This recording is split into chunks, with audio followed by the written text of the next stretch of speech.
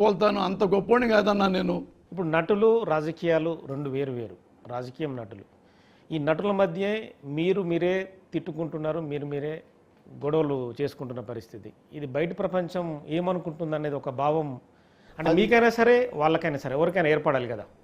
అది మీరనేది అమాయకత్వం. ఈ క్వశ్చన్ ఎందుకు అమాయకత్వం అంటే, ఇప్పుడు రాజకీయ నాయకులు ఉన్నారు. కాంగ్రెస్ పార్టీ ఉంది, కమ్యూనిస్ట్ పార్టీ ఉంది, బీజేపీ పార్టీ ఉంది, వైసీపీ పార్టీ ఉంది, ఇంకో పార్టీ ఉంది. వాళ్ళు ఎప్పుడు తిట్టుకుంటూ ఉంటారు. నేను బయట వచ్చి ఏమండి, నేను సినిమా బయటకు వచ్చి ఏమండి అందరూ మీరు రాజకీయాల్లో ఉన్నారు, మీ అంతా రాజకీయ కులం, ఎందుకంటే ఒకళ్ళొకరు తిట్టుకుంటారు, అందరూ చేయి పెట్టుకొని సేకరించి ఉండొచ్చు కదా, ఎందుకు తిట్టుకుంటారు? ఈ క్వశ్చన్ మీకు ఆన్సర్ లేదు, నువ్వు వేసిన క్వశ్చన్కి ఆన్సర్ లేదు. అయినా నేను ఆన్సర్ చెప్పాలి ఖచ్చితంగా. ఇప్పుడు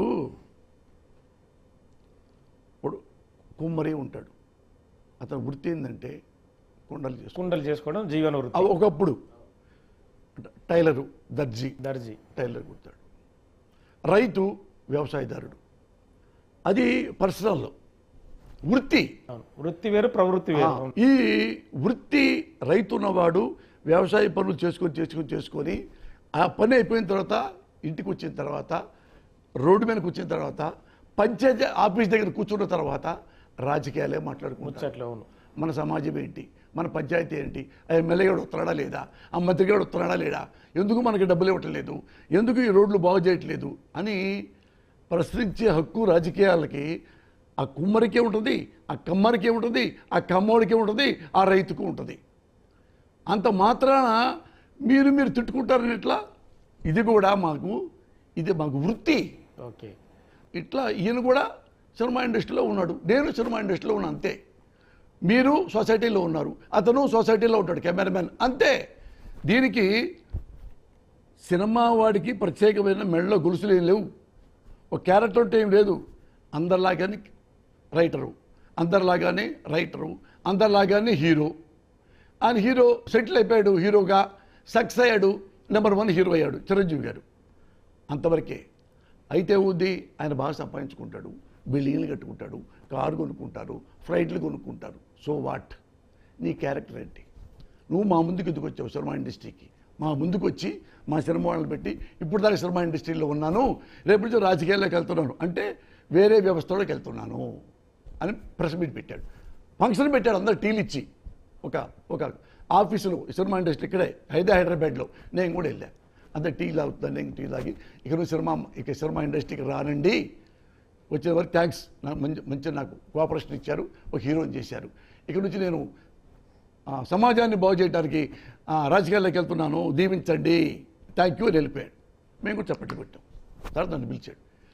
ఇలా అన్నవాడు ఇలా ఎందుకు మోసం చేశాడు? ఎవరు మాట్లాడాలి? నేను ఓటర్నే మాట్లాడాలి. ఎందుకన్నా మనందరం నాశనం చేశావు, నీకోసం టైం అంతా వేస్ట్ చేసుకున్నాను. నేను సాఫ్ట్గా నేను సినిమాలు చేసుకునేవాడిని, ఏమన్నా గుడ్ ఉంటే బ్యాడ్ ఉంటే ప్రశ్నలో మాట్లాడుకుంటూ ఉంటాను. ఇప్పుడు అది పాలిటిక్స్ కానీ మరొకటి కానీ మాట్లాడుకుంటుంటాను. 20-30 ఏళ్ళ నుంచి ఇదే నాకు వాళ్ళ బలవంతంగా ఫస్ట్ టైం తీసుకెళ్ళి, అంత ముందుగా ఎవరు బెటరో వాళ్ళకి కొట్టేసేవాడిని. విద్యార్థికి వేశాను, చంద్రబాబుకి వేశాను, రామారావుకి వేశాను, బాగున్నాడని వైఎస్ఆర్కి వేశాను. ఎవరు బెటర్ వాళ్ళకి వేసేవాడిని. జస్ట్ లైక్ ఓటర్ అలాగే చేస్తారు, నేను అలాగే చేశాను. నన్నెందుకు బలవంతంగా తీసుకెళ్ళిపోయి ఇందులో కూర్పి నా ప్రాణం మీద కూడా తెచ్చావు కదా. నిన్నెవడో తిడితే నాకే ఎందుకు ఫోన్ చేసి, మురళి నన్ను ఇట్లా తిట్టారు, ఇంట్లో ఆడవాళ్ళని తిట్టారు, ఏంటి మురళి, జస్ట్ లైక్ ఇలాగే ఆయన దుఃఖించాడు ఫోన్లో. మీకు తెలిసే ఉంటుంది, మీకు చెప్పే ఉంటాయి. ఇప్పుడు పక్కనే కన్నబాబు ఉన్నాడు, వైఎస్ఆర్లో ఉన్నాడు, సిపిలో ఉన్నాడు, మీరు ఎంక్వైరీ చేయండి.